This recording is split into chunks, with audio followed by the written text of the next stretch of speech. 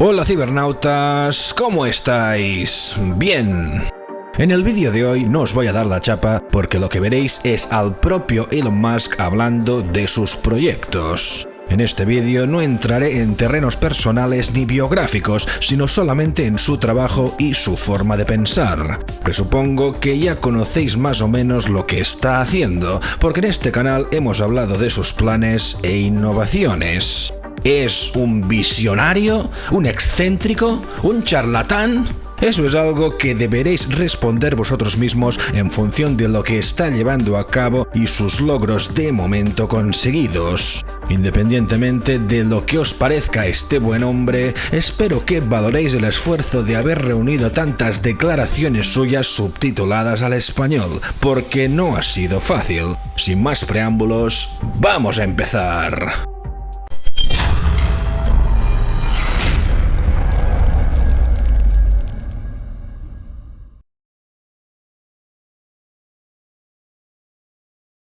Iniciamos con la cápsula Hyperloop One de Virgin. Este vehículo futurista, que de acuerdo con sus creadores podría viajar a velocidades máximas de 1.220 km por hora, fue exhibido en el Salón del Automóvil de Dubái. Son cápsulas que funcionan como medio de transporte para personas y carga. Los responsables del proyecto aseguran que un trayecto entre Dubái y Abu Dhabi podría tardar unos 12 minutos, un tiempo nada despreciable frente a los recorridos de más de una hora que conectan a estas ciudades en auto. Lo que tenemos aquí es un vehículo conceptual y estamos en la cabina de primera clase. Lo que estamos mostrando es que fue diseñada para ser espaciosa, para que brinde comodidad a los pasajeros. Estos vehículos viajan en una especie de tuberías diseñadas especialmente para ellos y levitan gracias a la electricidad y el magnetismo. En Estados Unidos, puntualmente en el desierto de Nevada, ya fue construida una instalación de los tubos en la que se han realizado cientos de pruebas. La compañía viene desarrollando este proyecto desde hace varios años y planea ponerlo en marcha entre 2020 y 2021.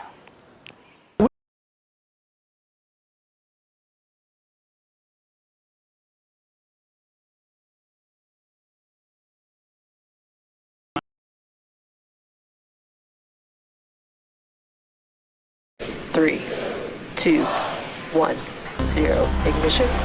Es el despliegue del Falcon 9 del multimillonario Elon Musk. Salió la noche de este jueves transportando 60 satélites al espacio. Mientras usted ve esta nota, ellos ya están en órbita y con la ayuda de 12.000 satélites más, que serán enviados próximamente, prometen conectar al mundo a través de Internet desde el espacio. Starlink es el nombre del proyecto que compite con otras empresas que ofrecen el mismo servicio pero que están a miles de kilómetros de distancia del planeta. Starlink, por el contrario, orbitará a 440 kilómetros de la Tierra.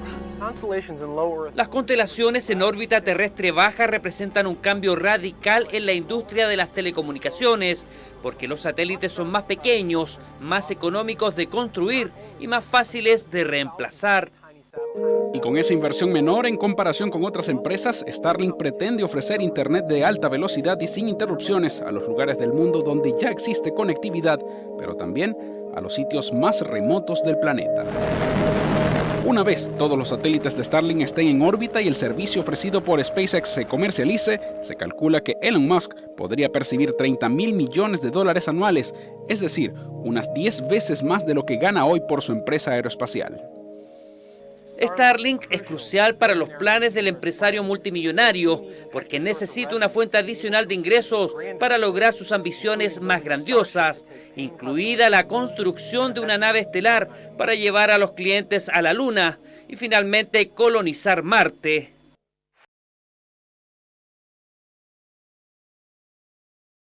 Let's talk about what you can talk about to what Neuralink is, because the last time you were here, we really couldn't discuss it. And then there was I guess a press release or something that sort of outlined. Yeah, sure. That happened quite a bit after the last time you were here. So what exactly is it? How do you do, what happens if someone ultimately does get a Neuralink installed? What will take place? Well, for version 1 of the device, it would be basically implanted in your skull. So, but it would be flush with your skull. So you basically take out a chunk of skull, put the Neuralink device in there. You put the electrode, you'd insert the electrode threads very carefully into the brain. and then you stitch it up, and you wouldn't even know that somebody has it. So then it can interface basically anywhere in your brain. So it could be something that helps cure, say, eyesight, like returns your eyesight, even if you've lost your optic nerve type of thing. Really? Yeah, absolutely. Hearing, obviously.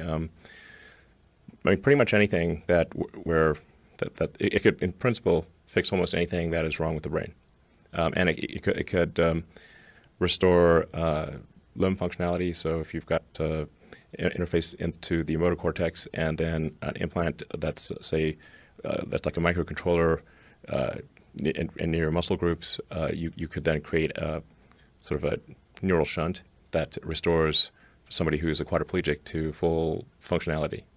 Like they can walk around, be normal. Whoa. Yeah. So maybe slightly better. Slightly better? Over time.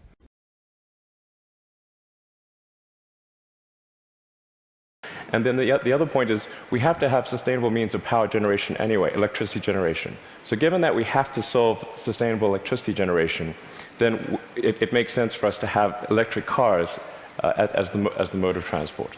So we've got some video here of the Tesla being assembled, which if you could play that first video. So what is innovative about this process in this vehicle? Sure. So in order to accelerate the advent of electric transport, and I should say that I think actually all modes of transport will become fully electric, with the ironic exception of rockets. There's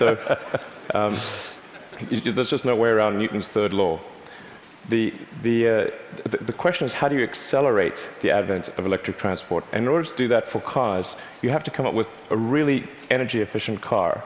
So that means making it incredibly light. And so what you're seeing here is the only all-aluminum body and chassis car made in North America. In fact, we applied a lot of rocket design techniques to make the car light despite having a very large battery pack. And then it also has the lowest drag coefficient of any car of its size. So as a result, the energy usage is very low, and it has the most advanced battery pack, and that's what gives it the range that's competitive. So you can actually have on the order of a 250-mile range. Is there a roadmap where this becomes a mass-market vehicle? Yeah, the goal of Tesla has always been to have a sort of a three-step process where version 1 was an expensive car in low volume, version 2 is sort of medium price and medium volume, and then version 3 would be low price, high volume. So we're at step 2 at this point. So we had a $100,000 sports car, which was the Roadster. Then we've got the Model S, which starts at around $50,000. And our third generation car, which will hopefully be out in about 3 or 4 years, will be a $30,000 car.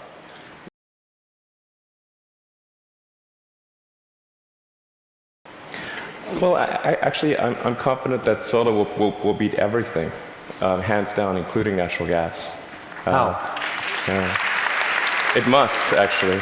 If it doesn't, we're in deep trouble. But you're not selling solar panels to consumers. What are you doing? No, we actually are. You can buy a solar system, or you can lease a solar system. Most people choose to lease.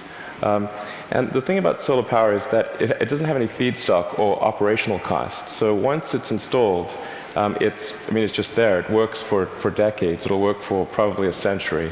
And this is so therefore the key thing to do is to get the cost of that initial installation low, and then get the cost of the financing low. So because that interest, those are the two factors that drive the cost of solar, and we've made huge progress in that direction. And that's why I'm confident we'll actually beat natural gas. So your current proposition to consumers is, don't pay so much up front. Let us pay zero up front. We will install panels on your roof. Yes. You will then pay. How long is a typical lease? Typical leases are 20 years. But the value proposition is, as you're sort of alluding to, quite straightforward. It's no money down, and your utility bill decreases. So Right. it's a pretty good deal. You yourself get a sort of long-term commercial benefit from that power. You're kind of building a new type of distributed utility. Exactly. What it amounts to is a giant distributed utility. And I think it's a good thing, because utilities have been this monopoly and people haven't had any choice. So effectively, it's the first time there's been competition for this monopoly, because the utilities have been the only ones that own those power distribution lines, but now it's on your roof. So I think it's actually very empowering for homeowners and businesses.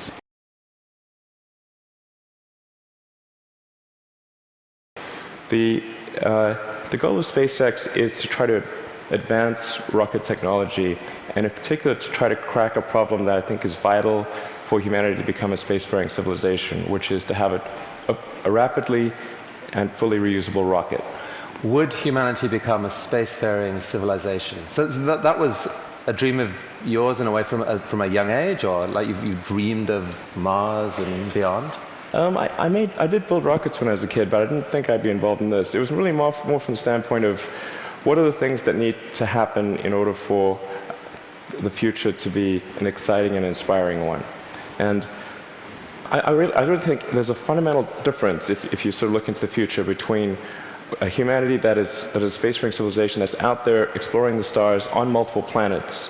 And I think that's really exciting. And compared with one where we are forever confined to Earth until some eventual extinction event. So you've somehow slashed the cost of building a rocket by 75%, depending on how you calculate it. How on earth have you done that? NASA has been doing this for years. How have you done this?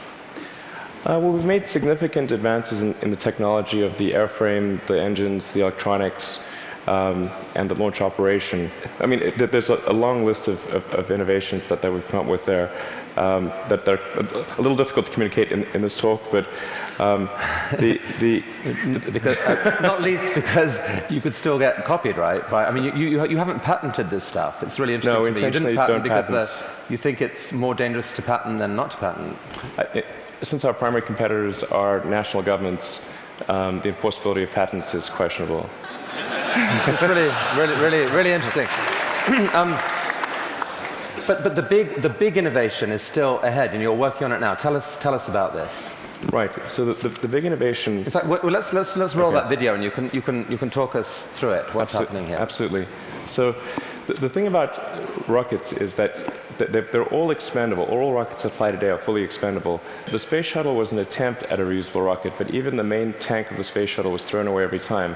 And the parts that were reusable took a 10,000-person group 9 months to refurbish for flight.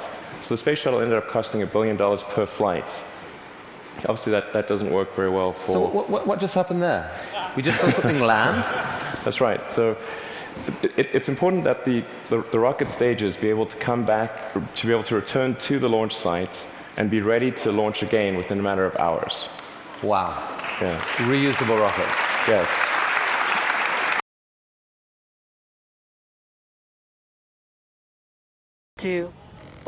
Los astronautas estadounidenses Bob Behnken y Doug Hurley despegaron el sábado a bordo del cohete Falcon 9 de la compañía SpaceX. La nave despegó del Centro Espacial Kennedy en Florida según lo previsto a las 15:22 horas locales y puso en órbita sin inconvenientes la cápsula Crew Dragon unos 10 minutos después. Luego de lograr su tarea de extraer a los dos astronautas de la gravedad terrestre, la primera etapa del cohete de 70 metros se paró de acuerdo a lo previsto y regresó para posarse en vertical sobre una plataforma en Florida. SpaceX es la única empresa en el mundo que puede recuperar sus cohetes de esa manera. Después, la segunda etapa del Falcon 9 puso la cápsula Crew Dragon en la órbita adecuada para llegar a su destino, la Estación Espacial Internacional. Se trata de la primera vez que una empresa privada estadounidense logra concretar esta hazaña para la NASA. I'm really quite overcome with emotion on this day. It's kind of hard to talk, frankly. It's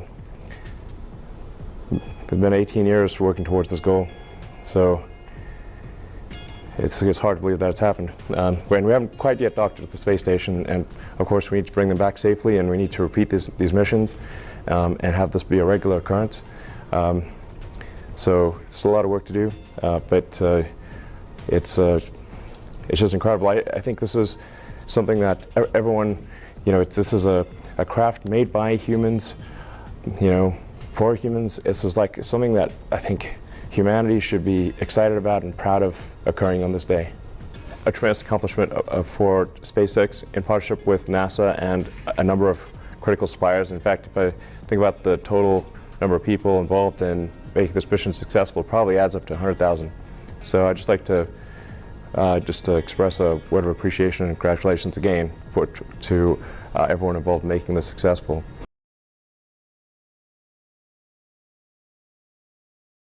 En cuanto al financiamiento, vamos a darles la idea del costo. La clave aquí es hacer que esto sea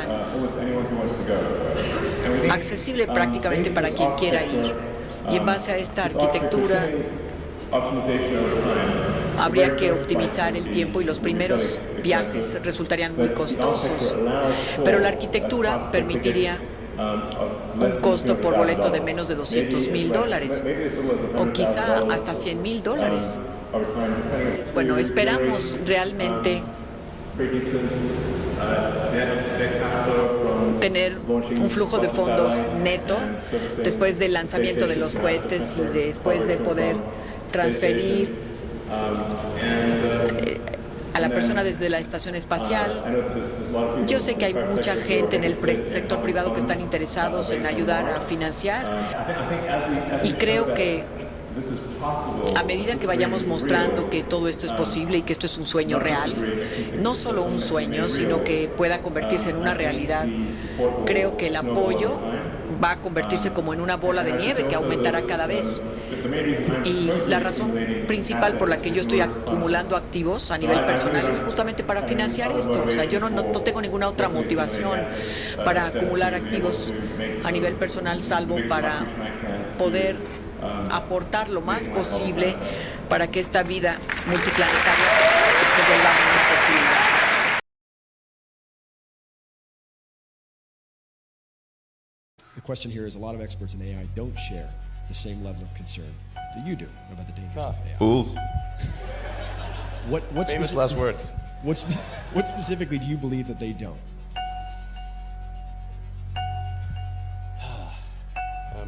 Well, the biggest issue I see with so-called AI experts is that they think they know more than they do. And they think they're smarter than they actually are.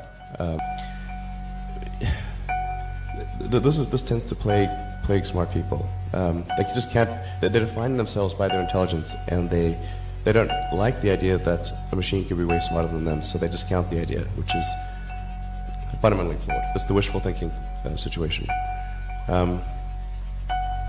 I'm really quite close to, or very close to the cutting edge in AI, and it scares the hell out of me. It's capable of vastly more than almost anyone knows, and the rate of improvement is exponential. But if we take it that it's inevitable at this point, that some version of AI is coming down the line, how do we steer through that? Well,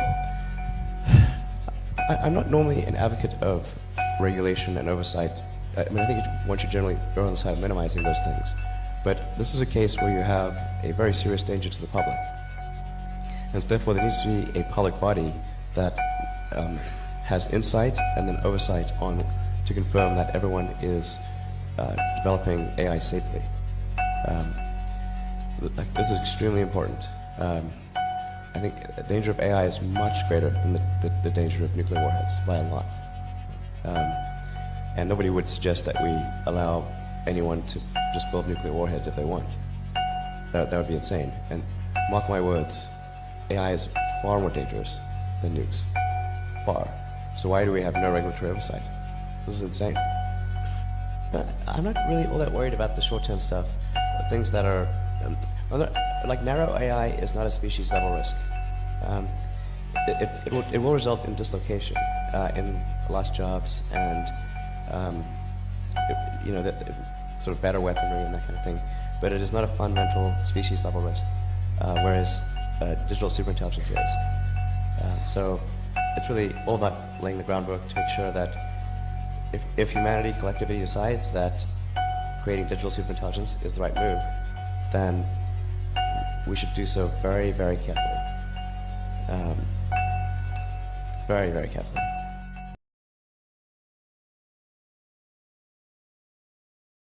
How life will be in Earth 20, 30, 50 years from now, our education, our transport. How do you see it?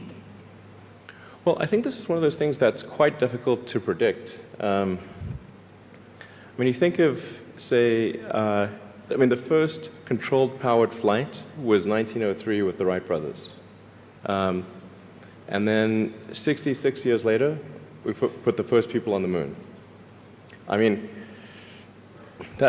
if you'd ask people, say in 1900, what are the odds of, man landing on the moon, they would have said that's ridiculous.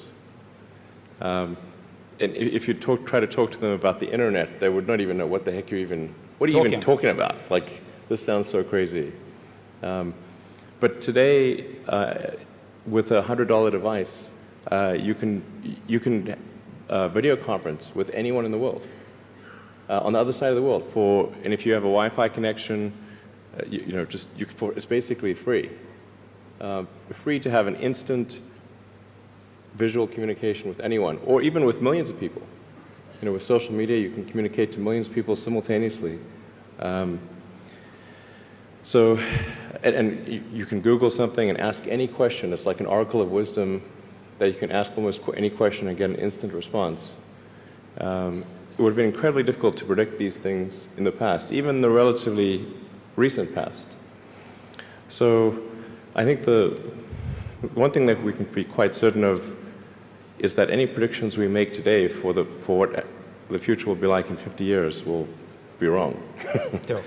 That's for sure. I mean, I think directionally, I can tell you what I hope the future has, as opposed to maybe what it will be, because this may just be wishful thinking. I mean, I hope we are out there on Mars and maybe beyond Mars, the moons of Jupiter. I hope we're traveling frequently throughout the solar system, perhaps preparing for missions to nearby star systems. I think all of this is possible within 50 years. And I think that would be very exciting to do that. And I think we'll see autonomy and artificial intelligence advance tremendously. I think that's actually quite near term. My guess is in probably 10 years, it will be very unusual for cars to be built that are not fully autonomous. 10 years. 10 years from now. Yeah. A car will be like getting in an elevator. You just tell it where you want to go, and it takes you there with extreme levels of safety. And that'll be normal. It'll just be normal.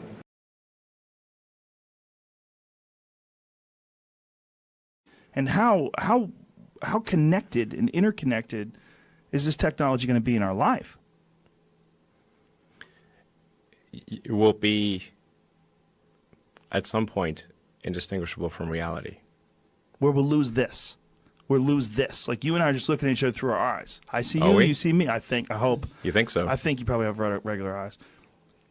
This could be some simulation. It could. Do you entertain that? Well, the argument for the simulation, I think, is quite strong, because if you assume any improvement at all over time, any improvement, 1%, 0.1%, just extend the time frame, make it 1,000 years, 1,000,000 years. The universe is 13.8 billion years old. What would civilization, if you count it, if you're very generous, civilization is maybe 7,000 or 8,000 years old, if you count it from the first writing. This is nothing. This is nothing. So if you assume any rate of improvement at all, then games will be indistinguishable from reality. Or civilization will end. One of those two things will occur. Therefore, we are most likely in a simulation. Or we're on our way to one, right? Well, but just because we exist, we could most certainly be on the road. We could be on the road to that, right? It doesn't mean that it has to have already happened. We could be in base reality. We could be in base reality. We could be here now on our way to the road, or on our way to the destination where this can never happen again, where we are completely ingrained in some sort of an artificial technology or some sort of a symbiotic relationship with the internet or the next level of sharing information. But right now we're not there yet. That's possible too, right? It's possible that a simulation is one day going to be inevitable, that we're going to have something that's indistinguishable from regular reality. But maybe we're not there yet. That's also possible. That we're not quite there yet. That this is real. When I touch that wood, feels very real.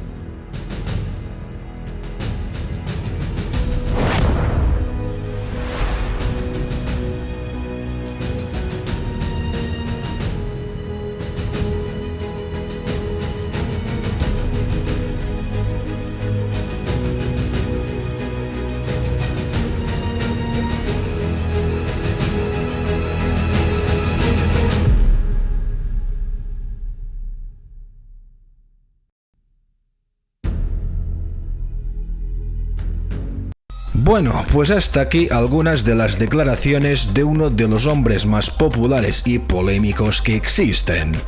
Si lo has pasado bien, suscríbete si no lo estás y activa la campanita para enterarte de mis futuros vídeos. Independientemente de lo que os parezcan sus proyectos, no se puede negar que Musk trabaja sin cesar y ha cosechado importantes logros. Solo el tiempo dirá si su visión de futuro se materializa o queda solo en un sueño inalcanzable.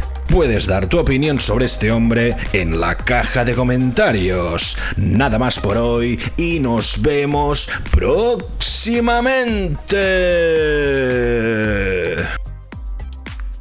Estas personas son buena gente. Gracias por colaborar.